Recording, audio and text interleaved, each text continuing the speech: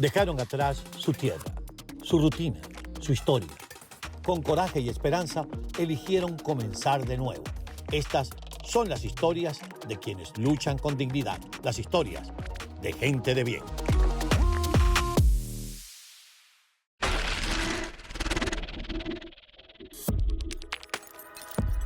Ingrid Arenas migró desde Cuba hacia los Estados Unidos. Cuando llegó, una camita, la ayuda de algunos amigos y el corazón lleno de esperanzas.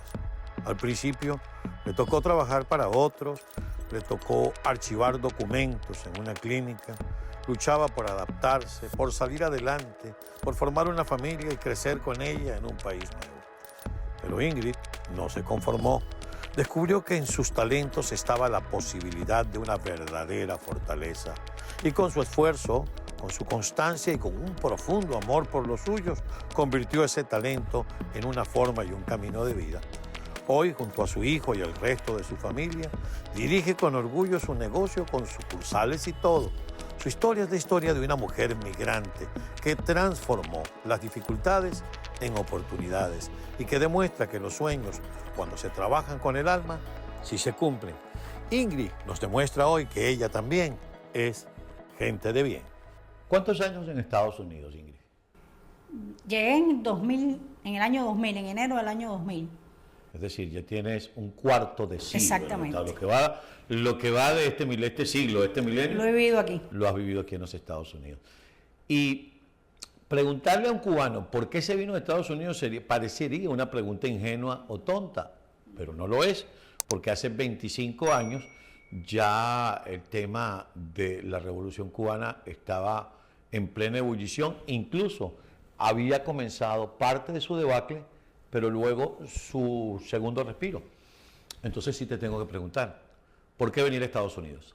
Bueno, yo estudié en la universidad y en un momento determinado, cuando empezó lo que le pusieron el nombre de periodo especial, que no tuvo nada de especial, tenía a mi hijo chiquito, pasamos las necesidades que se pasó en Cuba en esos momentos, que no tiene nada que ver con lo que es hoy en día, hoy es peor, que uno creía que nunca podía ser peor que en esos años, y decidí hacer mi propio negocio, empecé a hacer croquetas. Allá en Cuba. En Cuba, sí, en Cuba. Y de las croquetas fui moviéndome en una serie de cosas, todo en la cocina. Llegué a hacer mi negocio de bocaditos de helado, que es lo mismo que tengo acá, pero vivía con la espada de Damocles en mi cabeza porque en cualquier momento podían abrir la puerta y decirme vas presa porque la harina era comprada segundas manos, los huevos, todo. O sea, para poder sobrevivir vivías en Cuba, como se dice por ahí, por la izquierda.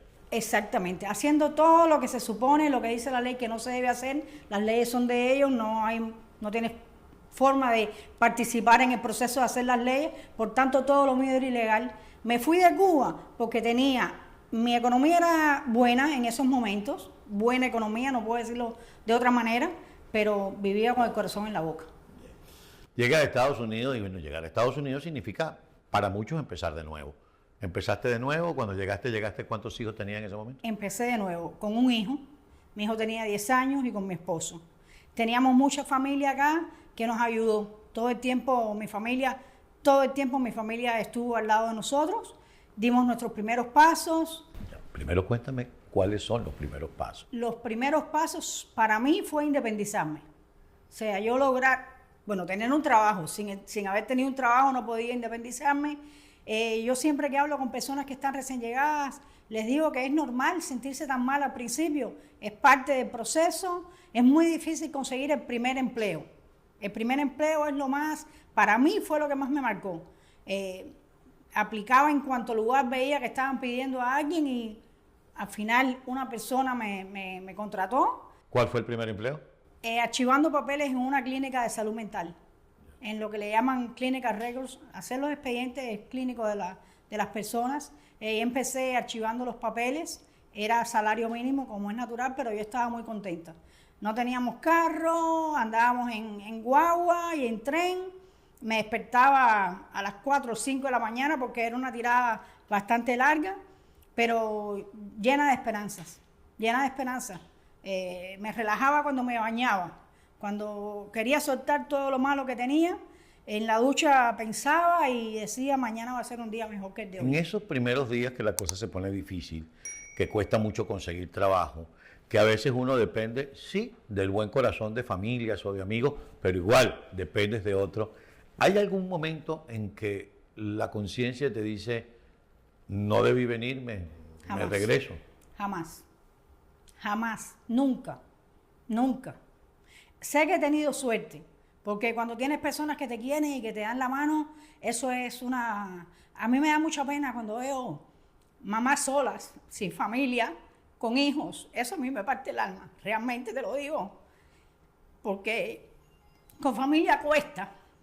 Sin familia, yo me paro. Cuando yo veo una persona con hijos, trato de hablar con ella, trato de explicarle, trato de darle un poco de esperanza, porque de todo se sale. Pero es muy duro. Yo no creo que yo haya pasado esos momentos así tan terribles porque siempre tuve familia y tuve amigos. Aunque yo fui de las primeras de los amigos de mi edad que me fui, pero los que tenía ahí aquí también me supieron hablar, me supieron guiarme. Cuando uno pone los pies por primera vez aquí en los Estados Unidos, uno ve, es como cuando te llevan por primera vez a un sitio grande, con muchas cosas y tú no sabes por dónde empezar. Es decir, es como ir a un gran centro comercial y tú dices, ok, no tengo dinero, pero estoy en este gran centro comercial. ¿Por dónde empieza? ¿Quién empezó primero, tu esposo o tú? Mi esposo fue el primero que tuvo trabajo. Sí, mi esposo desde el día primero que llegó aquí, trabajó en la construcción. ¿Y él qué hacía en Cuba? Ingeniero electrónico. ¿Y aquí tuvo que trabajar en la construcción? Sí, aquí. ¿Obrero? Sí, él trabajó en la construcción, después pudo... Nosotros desde que llegamos estudiamos en el college, porque te daban la posibilidad de estudiar idiomas, de estudiar inglés. Cuando él hizo el examen de inglés, lo pusieron en el primer nivel, o sea, en el nivel más alto a él. A mí no, yo estuve un poco más abajo. Terminó ese semestre o trimestre. Enseguida pudo hacer cosas más de la electrónica e inmediatamente tuvo un trabajo como técnico en electrónica. Y entonces fue a una compañía conocida y pudo trabajar ensamblando. Lo que hacía era trabajar de obrero, pero estaba contento y tuvo buen salario. Él sí enseguida pudo prosperar. Yo me demoré mucho más para encontrar mi primer trabajo. Hay gente que dice que cuando llega aquí es cuando realmente sabe quiénes son los amigos, quiénes son los que están, porque hay gente que definitivamente no es que no quiera ayudar, sino que este país es tan vertiginoso que si te detienes a ayudar a alguien, entonces te atrasas tú. ¿Te pasó en algún momento o toda la gente a la que acudiste te tendió la mano? Yo no tuve que acudir a la gente. Realmente mis amigos son muy amigos. Yo tal vez es que he tenido suerte en la vida. Así yo no tengo ninguna desilusión de un amigo que yo diga, o tampoco espero demasiado. Yo sé que me dan lo que tienen y yo no pasé por eso. Yo no pasé por esa mala experiencia. Yo siempre tenía los fines de semana, cada fin de semana durante mucho tiempo, teníamos a alguien que nos invitaba a su casa, que más bien mi esposo decía, yo quiero quedarme un fin de semana en casa tranquilo, porque bueno, dos maneras diferentes. Es decir, sentías la hospitalidad de la gente. Sí. No los dejemos solos, ven a comer este fin de semana a casa. Siempre. No me faltó. Puedo llenarme la boca para decir, a mí nunca me van a oír decir qué malo fue fulano, qué malo. No, yo tuve suerte. Vamos a hacer una primera pausa. Y cuando regresemos quisiera que de alguna manera dividiéramos, porque cuando uno llega, y sobre todo he escuchado mucho la famosa frase que cuando uno llega le preguntan, ¿qué haces tú? Lo que sea, yo hago de todo. Yo lo que quiero es trabajar. Entonces vamos a hablar un poco por esos oficios por los que le toca a uno pasar, algunos no muy gratos, pero como dicen por ahí, el trabajo dignifica. Hablemos entonces de cómo se pasa el primer trabajo archivando papeles en una clínica de salud mental. Enseguida estamos de vuelta con ustedes en Gente de Bien y la historia que nos cuenta Ingrid Arena. Somos gente de bien, luchando al sol, cargando historias, sembrando amor. La historia de Ingrid Arena puede ser la misma historia de cientos de miles, y cuidado si no de millones, de cubanos que escogieron el sur de la Florida como el lugar para comenzar de nuevo. Ella, su primer trabajo, nos contaba en el bloque anterior, fue archivando documentos en una clínica de salud mental. Por supuesto que no es lo que querías hacer, pero en ese momento te parecía la gloria. Me parecía la gloria. Yo creo que lo que recuerdo con más dolor era el trasladarme hacia el trabajo, porque vivía muy lejos en Hialeah, en el fin de Hialeah, en el West, y eso estaba en la pequeña Habana.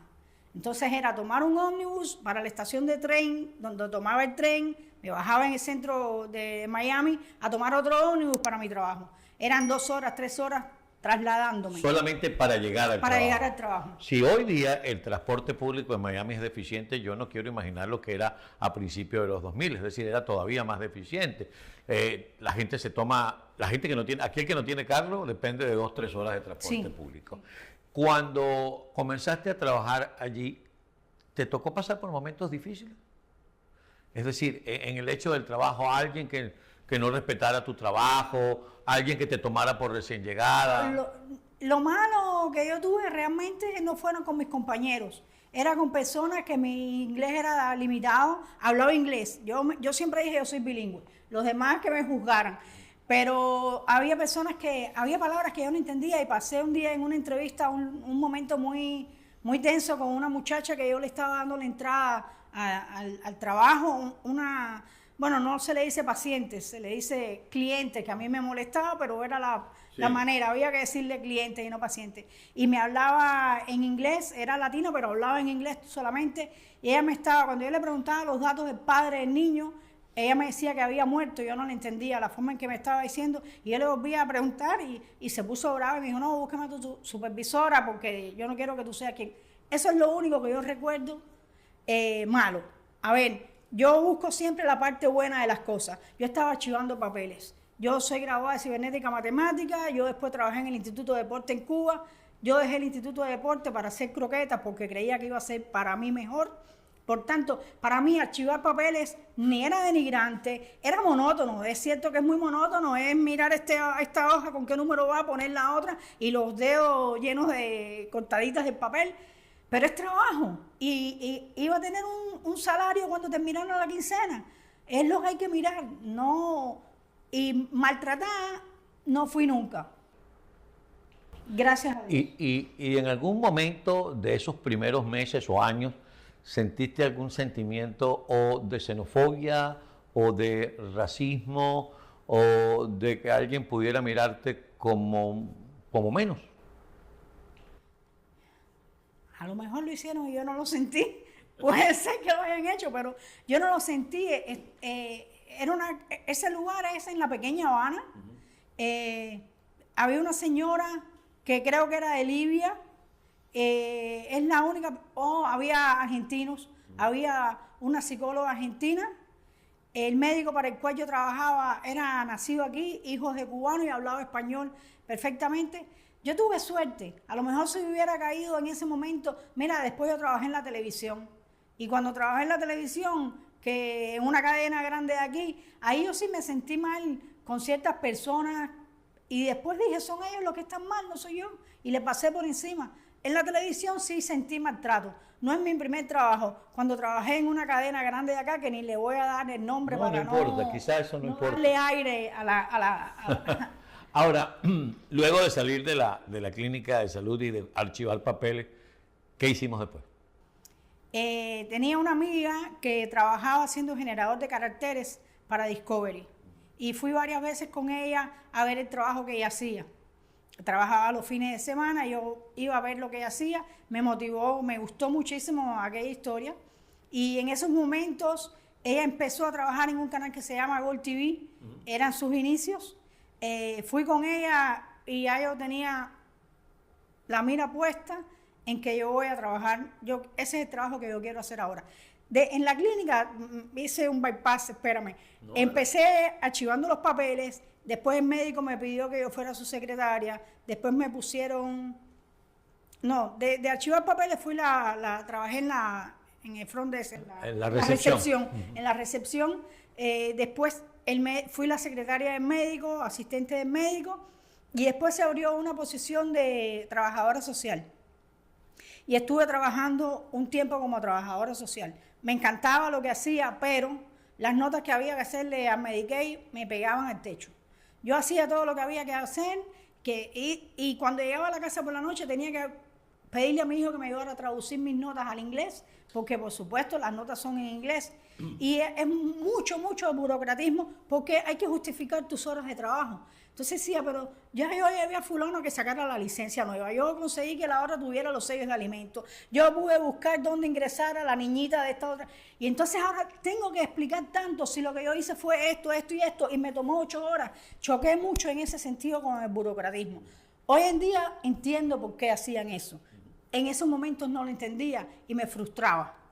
Apareció entonces lo de Gol TV y pedí que me dieran un chance, me dijeron siéntate. Para los amigos que nos estén viendo, el tema de hacer generador de caracteres, que así se llamaba antes, es lo que es la graficación. En este momento ustedes están viendo, por ejemplo, que aparece mi nombre aquí abajo en la pantalla, es lo que hacen los graficadores, algunos lo diseñan, otros solamente lo producen y lo ponen al aire. Y de pronto aprendiste esto y eso, ¿cuál fue el salto desde el punto de vista, primero de tu emoción por estar haciendo algo que sí te estaba gustando y segundo el salarial? Bajé de $22 per diem, que era lo que yo ganaba en ese momento, per diem, creo que es como se dice, a 9 pesos. Bajé mi salario. Pero fui a mí. Ahora me van a pagar eso, yo sé que yo voy a llegar y yo no voy a hacer más notas para el Medicaid. Y empezaste a trabajar en la televisión. Cuando uno empieza a trabajar, quienes trabajamos en televisión sabemos que la televisión tiene una multiplicidad de oficios que se pueden convertir quizá en la carrera, porque trabajar en televisión en cualquiera de los oficios se convierte en una carrera. ¿Sentiste, ahora sí, este es el lugar donde yo voy a empezar a crecer? Mira, yo pensé que sí en esos momentos, pero por allá atrás me quedaban los bocaditos de helado que hice en Cuba. Eso a mí nunca, eso fue la llama que a mí la puedes bajar y la puedes bajar y la puedes bajar, pero está ahí, no se ha apagado nunca. Yo sí pensaba en tener mi propio negocio en algún momento. Vamos a hacer una nueva pausa. Cuando uno migra, no todo el mundo, pero hay gente que deja recuerdos y deja familias en donde se fue. Al regreso me vas a contar si te quedó alguien. Y si no te quedó nadie, te quedaron las añoranzas.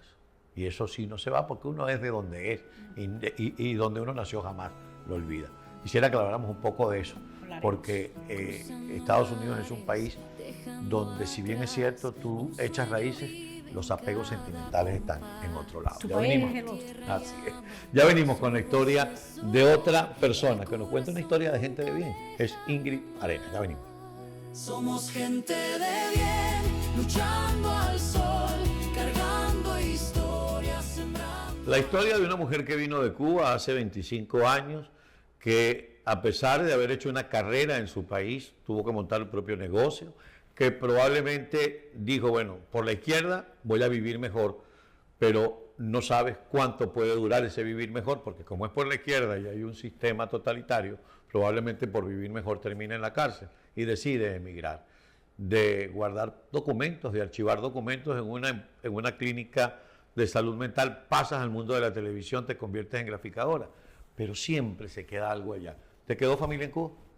Me quedaron primos y me quedaron amigos. De los amigos cercanos míos, de las mujeres, yo fui la primera en salir de Cuba. Nos pasa a la mayoría de los migrantes que a veces o alguien se enferma o alguien se va y no estabas ahí para darle la mano. A mí me pasó, le ha pasado a mucha gente. Yo creo que cuando a mí me pasó, yo pensé que era a mí solo que me pasaba. Y resulta que comienzo a hablar con otros migrantes y dicen, no, a mí se me fue mi mamá, no, a mí se me fue un hermano. Y eso es una cosa que queda como sellado y uno no sabe si lo que le queda es rencor o dolor. ¿Qué siente tu corazón cuando la añoranza viene y hay gente que ya no está, hay lugares que ya no están? Mira, Carlos, yo tenía una amiga muy querida en Cuba, muy querida, que se enfermó. Hacía 23 años que nos habíamos ido y nunca habíamos vuelto. Y yo sabía que a esa amiga le quedaba poco tiempo. Y decidí ir a Cuba por ella. Y la pude ver y al poco tiempo ya partió. No haber estado con ella y como se merecía la compañía de alguien, yo quisiera que fuera dolor lo que yo sintiera. Pero a mí no me gusta decir que yo siento odio, pero al final es verdad que siento odio contra la tiranía y contra la dictadura, porque esa persona vivió de lo que los demás le podían dar, o su hijo o quien fuera, pero no por su propio... Eso es una vida de una trabajadora normal, toda su vida trabajó. Lo que pasó en los hospitales, mejor yo prefiero olvidarlo. Entonces en Cuba trato, como siempre, de ver la parte buena, y cuando fui a Cuba no sufrí. Yo la pasé muy bien en Cuba, no puedo decir lo contrario. Yo veía todas las desbarates que había en la ciudad como tal, en La Habana, y yo decía, ¿cómo es posible? Yo fui a Central Hershey, que es donde se hacía el azúcar para el chocolate Hershey, que era un lugar lindísimo en Matanzas, en camino entre La Habana y Varadero, que a mí siempre me gustaba ir cuando iba a Varadero. Cuando yo vi lo que era el Central Hershey, no podía creerlo, me dio dolor. Entonces, creo que en un inicio te da dolor y te da añoranza y te da tal vez cosa tierna, pero cuando aterrizas y te das cuenta por qué es, ¿por qué? Por una dictadura, por un empecinamiento de gente que sabe que esa fórmula no funciona, que no existe. Es una cuenta pendiente, nos quedan debiendo. Claro que nos quedan, pero ¿sabe qué es? Que nunca la van a pagar. No la van a pagar. Pueden pagar, pero no van a pagar todo el daño que hicieron. Cuando vuelves acá y ves los contrastes, ¿de dónde te sientes? O sea, dices, bueno, yo nací allá, pero soy de aquí. No. Yo socialmente, ¿cómo decirte? Jurídicamente, no sé qué palabra utilizar. Yo pienso como americana, pero yo soy de Cuba. Yo lo que quisiera que en Cuba las leyes fueran como aquí, que las personas tuvieran derecho a elegir presidente, a elegir alcalde, a decidir dónde compro mi mercancía. Pero yo me siento de este país, sinceramente, Carlos. Yo me siento hoy en día, después de 25 años, yo pienso como americana. Qué bueno que dice que eso. Porque a todos nos pasa que cuando venimos con los hijos pequeños, de 8, de 10 o de menos o un poquito más, uno comienza a sentir como una suerte de desarraigo cuando el hijo se te está haciendo gringo, se te está haciendo yanqui. Nació allá, en el país de origen, en el caso mío de Venezuela, en el caso tuyo de Cuba, pero entonces ya se pone la mano en el corazón cuando ve la bandera y cuando canta el himno nacional. ¿Te pasó en algún momento que dices, qué lástima que este niño no puede ponerse la mano en el corazón con la bandera cubana y sí lo hace con la bandera americana? ¿O te dio satisfacción saber que le diste a tu hijo un país porque allá no lo podía tener?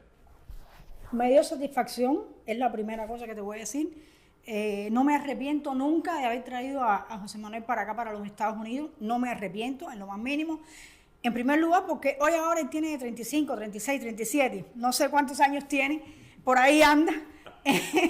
No, tiene 35, porque si nació en el 88. Exactamente. Pero cumple en diciembre. Exacto. Si llegó de 10 y tiene 25 años, tiene 35. Bueno, por ahí anda. Como dicen los argentinos, los años son para los robles. No cuentan en los robles. Pero en definitiva, mi hijo es muy cubano. Muy, absolutamente. Tengo 5 nietos, hijos de él. Ahí es donde puede ser que se ponga la mano en el corazón. José piensa mucho como yo, piensa mucho, ama a los Estados Unidos, pero José es cubano, nunca ha vuelto. Porque si la tiranía la tiene crucificada y nunca ha regresado a Cuba, ojalá que regrese porque es muy cubano. Pero te pasa, le debe haber pasado a mi abuelo que era español cuando llegó a Cuba, ver que sus hijos eran cubanos y querían a Cuba. Yo no creo que eso sea por un problema político en sí. Pienso que es cuando te vas a un segundo país, tienes la opción de tener 2 países también. No tienes por qué decir soy esto y no soy lo otro. Lo que pasa es que cuando se trata del exilio forzado, claro, es cuando el dolor se hace más presente. Vamos a regresar a las cosas que uno tiene que hacer. Trabajaste en televisión. Me dijiste que en un lugar donde trabajaste, ahí sí no te trataron muy bien. ¿Cuál es el momento más difícil que te tocó vivir? Cuando fui a hacer un noticiero en ese canal, y el muchacho que me estaba enseñando me explicó una noche, es así, así, así. Yo venía de Gol TV, que era un canal muy primitivo, con muy pocas cosas, era muy sencillo hacerlo todo, y cuando me tocó hacer un noticiero en una cadena nacional, y el segundo día me senté pensando que iba a tener al muchacho al lado mío, estaba al lado mío, y en un momento determinado se desapareció y me empezaron a gritar, cambia el OTS, cambia el OTS. Yo no sabía ni lo que era el OTS. No me daba cuenta porque en el otro canal donde yo trabajaba es over the shoulder. Y yo no tenía, y yo decía, ¿qué me están pidiendo? La imagen que el presentador tiene sobre su hombro, el over the shoulder. Nunca salió. Ese programa, ese noticiero salió sin over the shoulder porque yo no fui capaz de ponerlo, porque la otra persona me dejó sola. Enseñanza de vida. Hasta a las personas que yo les enseñé, hasta que no supe que lo iban a hacer bien, no le dije a mi jefe, ella puede hacerlo o él puede hacerlo. Y no le dije a la persona, oye, no tengas miedo que tú vas para adelante. Eso es en el momento del trabajo. Vamos a hacer una nueva pausa. Pero al regreso, vamos a ver qué es lo que desde el punto de vista humano, una noche o varias noches acostada, dices, Dios, ¿por qué me está pasando esto a mí en este país si yo no nací aquí? ¿Eso te pasó? ¿No te pasó? Me lo dices al regreso de la pausa. Seguimos conversando y compartiendo con ustedes la historia de otra gente de bien. Me refiero a Ingrid Arenas. Ya venimos. Somos gente de bien, luchando al sol, cargando historias, sembrando. Continuamos conversando con Ingrid Arenas. Ella está compartiendo con nosotros su historia. Llegó de Cuba hace 25 años, trabajó en una clínica, después comenzó a trabajar como graficadora en televisión y le tocó vivir momentos muy difíciles, quizás por la mezquindad de muchas personas o quizás porque alguien pensó que era el mejor método para enseñarla, dejarla sola. Pero lo importante fue que lo superó. Ahora, en lo humano, más allá de lo laboral, porque ya vamos a hablar de tu negocio, ya vamos a hablar de lo que significa el mundo de oportunidades de poder montar un negocio propio, pero no se da de la noche a la mañana. Eso tiene noches de insomnio, levantadas temprano, momentos en que la plata parece que se acaba. Todo eso me lo vas a contar. Pero desde el punto de vista humano, con o sin el negocio, ¿cuál fue el momento en que dijiste, esto sí es difícil? Esta migración sí es difícil. Chico, lo pienso cuando busco el mar.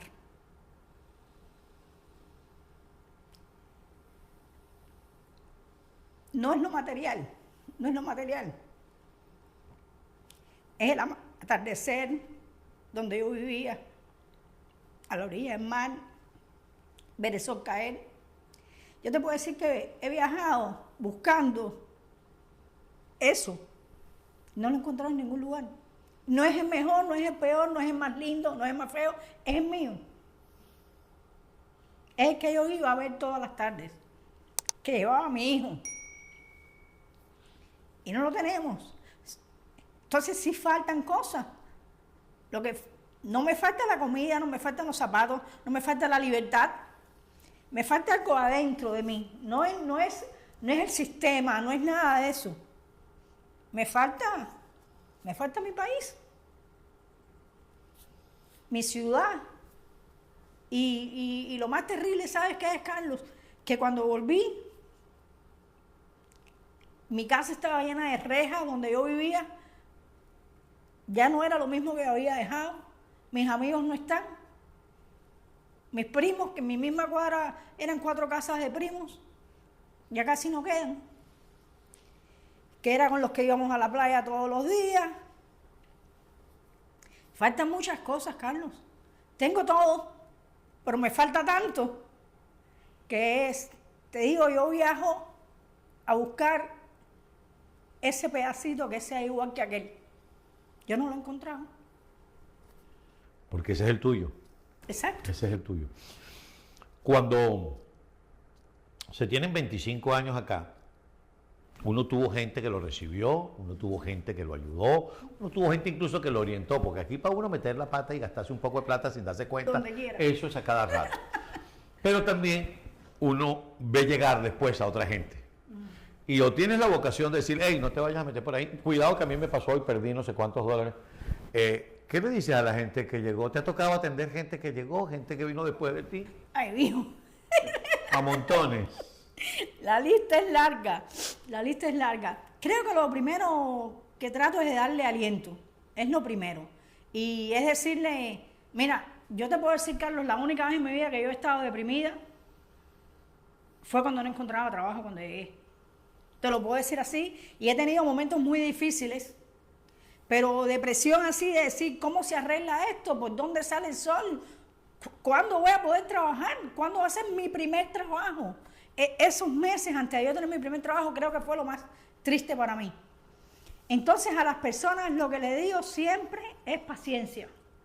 Paciencia, confía en Dios, confía en ti. Te va a llegar. Todos hemos pasado por esto, o casi todos.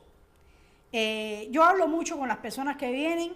Yo trato, dentro de lo que puedo, de ayudar a la gente, que hay veces que me veo envuelta en cosas que digo, pero ¿para qué me metí en esto? A ver, ¿qué hago ahora? No tengo tiempo para esto y esto. Bueno, no importa, Ingrid. Había que hacerlo y se hizo. Se me olvidó la pregunta, pero por ahí anda la era cosa. esa, era exactamente Por ahí eso. anda la cosa. Era exactamente eso. Ahora vamos a hablar de cómo te independizas, porque ahora eres la dueña de tu propio negocio. Y paralelamente a trabajar en televisión, comenzaste a montar un negocio y regresaste a lo que hacías en Cuba, pero ahora por la derecha, como debe ser, con un negocio que el día de mañana, cuando ya no estés, lo tiene tu hijo, lo tendrán tus nietos. Bueno, yo me doy cuenta que mi pasión era la cocina. Yo me pongo a pensar cuando yo era chiquitica, iba a las tiendas que se llamaban Tencent, que daban del antes, las cafeterías eran en aluminio y cristales. Entonces estaban muy limpiecitas, todavía ahí quedaba personas que tenían su uniforme blanco. A mí no se me olvida nunca con la que a mí me gustaba sentarme, que se llamaba Belinda.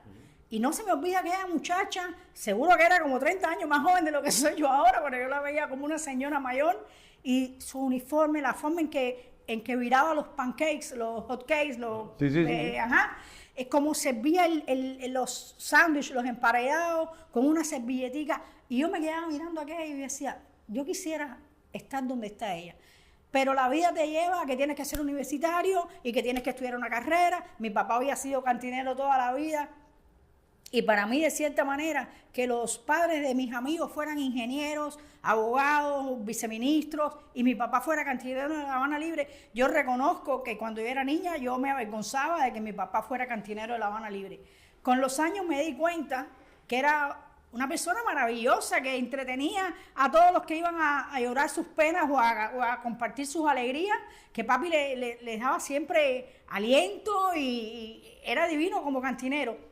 Y yo tenía por dentro, realmente, mi mamá era maestra. En un momento yo creí que yo iba a ser maestra. Mi papá era cantinero. Y de grandes que me di cuenta que mi verdadera vocación es la cocina y el trato al público. Entonces de ahí cuando aquí empecé a trabajar en la televisión y estaba ya bien estacionado, estaba bien, no puedo decir otra cosa. Vino un momento, me metí a comprar una casa que costaba más de lo que yo podía pagar. Y dije, no, esto yo lo tengo que resolver de alguna manera. Eso fue 2006, 2007. Compré la casa en el 2006, que fue cuando la burbuja inmobiliaria. Claro, la burbuja inmobiliaria de 2008. Exacto, absolutamente. Tenía un apartamentico que ya lo hubiera mantenido y no hubiera tenido ningún problema. No, vendí el apartamentico y me compré la casa grande. Cosa lógica. No me arrepiento, pero di trastazos. Y ahí fue donde dije, no, para pagar esto tengo que buscar y no voy a estar trabajando, saltando de un canal de televisión en otro, porque salí de Gol TV, iba para Fox Sports a hacer el fútbol y no sé qué. Y no, me voy con los bocaditos de helado, que si me salvaron la vida allá, aquí me la van a salvar también. Y empezaste a hacer tu bocadito de helado. En la casa. En casa primero. Claro, yo tengo tantas marcas en mis brazos de quemaduras de los hornos, que cuando yo compré mi casa, quité el horno. Y puse una cocina que no tuviera horno y yo no quiero ver más nunca en mi vida un horno, yo no voy a cocinar nunca más. Carlos, no hubo boca que habló, que Dios no castigó. A mí no me castigó, a mí Te premió. Exactamente, me premió. Y entonces nada, tuvimos que poner un balón de gas en el garaje, comprar una cocina y ahí empecé, Carlos, y lo fui llevando a los dealers de carro, lo hacía en casa. Y con una neverita de poliespuma, en Cuba vendía los bocaditos en bicicleta. Entonces aquí ya tenía mi misma neverita de poliespuma, pero en el carro. Iba a los dealers, me fui haciendo de una clientela bastante buena y ya como a las 2 semanas dije, no, esto hay que hacerlo en serio. Y empecé, ¿A las 2 semanas? Sí, a las 2 semanas. Ya, entonces ya dijiste, aquí me voy. Aquí, para esto voy, entonces tuve que dejar ese trabajo y de Gol TV, que para mí fue una bendición. Los quiero mucho, fueron momentos maravillosos de mi vida los que trabajé con mi jefe y con mis compañeros de trabajo. con los cuales todavía mantengo amistad. Y entonces se me dio la oportunidad de trabajar en un canal que se llamaba América TV, y hacer el show de Alexis Valdés, y era solamente por las noches. Entonces pude irme a trabajar todavía en la televisión, porque tenía toda la O sea, madrugada. trabajabas y en el tu día. negocio en la mañana y en la televisión en la Claro, noche. exacto. En el canal 41. En el canal 41, exactamente. Y así estuve un buen tiempo, hasta que se me dio la oportunidad en ESPN, y trabajé mucho tiempo en ESPN como full time. Y en ese momento me empezaban a nacer los nietos, mi hijo ya estaba grande, mi hijo trabajó conmigo todo el tiempo, y ya le dije: José, ¿tú quieres que el negocio sea tuyo?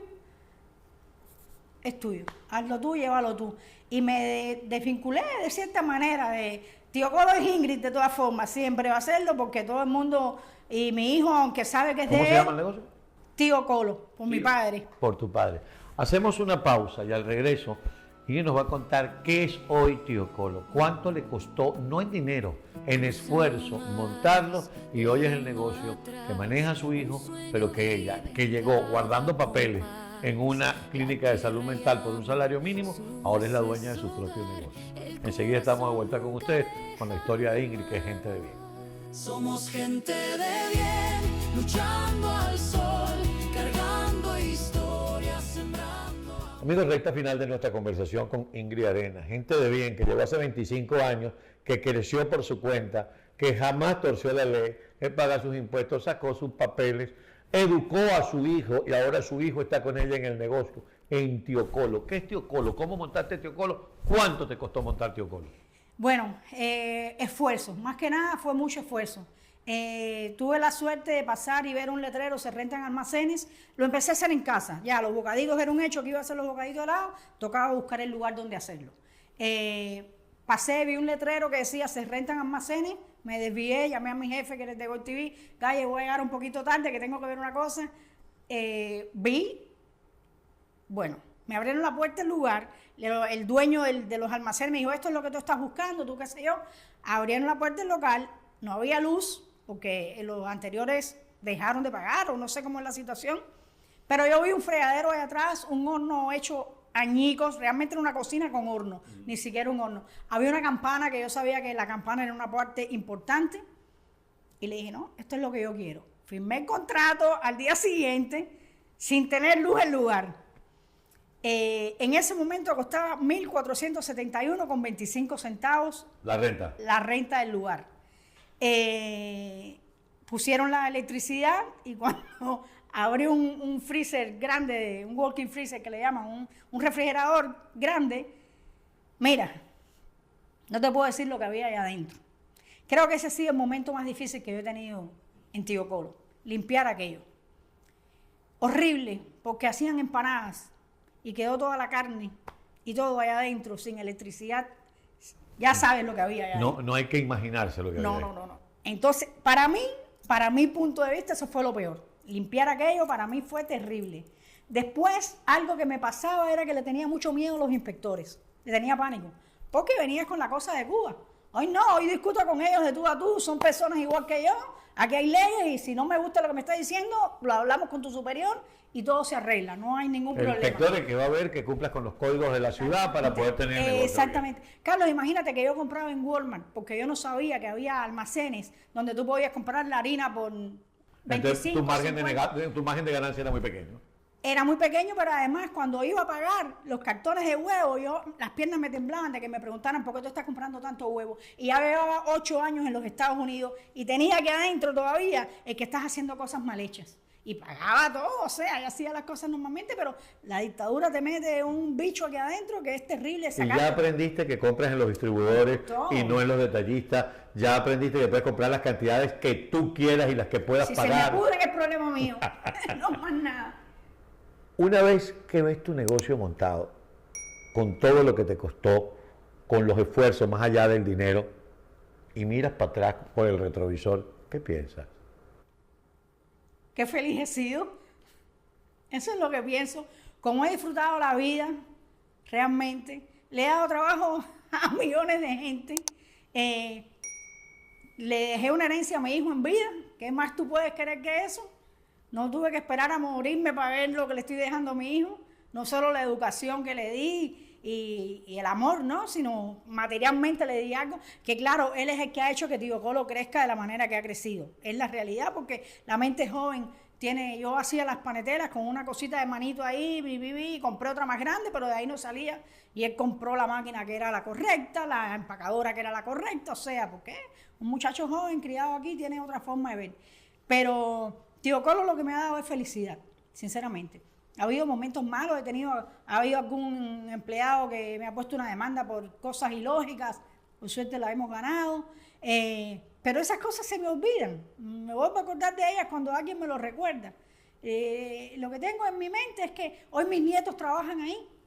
¿Qué más felicidad puedo tener que mis nietos de 13, 12, 11 y 10 años les encanta ir a Tío Colo? Ahí atienden a las personas y tienen orgullo de su herencia. Somos bodegueros y mis nietos están orgullosos de que nosotros seamos bodegueros. ¿Qué más puedo pedir? En la vida es un ciclo y todos estamos aquí de paso. Y a veces unos tienen una vida más accidentada que otra, otros tenemos que saltar algunos obstáculos, algunos más y otros menos, pero llega al final del ciclo. Y uno a veces siempre se proyecta en el futuro. Yo quiero terminar mi vida en tal parte, yo quiero retirarme en tal parte. ¿Dónde se quiere retirar, Ingrid? En Santa Fe, donde nací. Es decir, tú quieres que tu vida cierre el ciclo. Donde nací, ahí me quiero ir. ¿Qué le dices a la gente que todavía se está viniendo, que todavía está migrando? Sobre todo en estos tiempos que los migrantes en algunos momentos no están muy bien vistos. Que lo hagan. Que lo hagan, Carlos, porque mira, cuando yo me fui, yo no pensé que iba a demorarme 25 años en regresar. O sea, hoy hace 25 años que nos fuimos, yo pensaba, esto es un tiempito, son 10 años y estamos de regreso en 10 años. No sabes cuánto va a durar eso. Entonces la vida es la que es una. La vida es una sola y lo que hay en Cuba no es vida. Lo que hay en Cuba no es vida. Entonces, ¿qué vas a hacer? Que tu hijo crezca y te lo metan preso por ser opositor. O que tu hijo se vaya y te deje a ti atrás porque se tiene que ir. Se tiene que ir. Que se vayan, que vengan, que presenten los papeles, que luchen, que busquen buenos abogados que los representen. Que los que tenemos derecho a votar, cuando haya leyes con las cuales no estamos de acuerdo, sepamos por qué leyes hay que votar. Este es el país. Este es el país.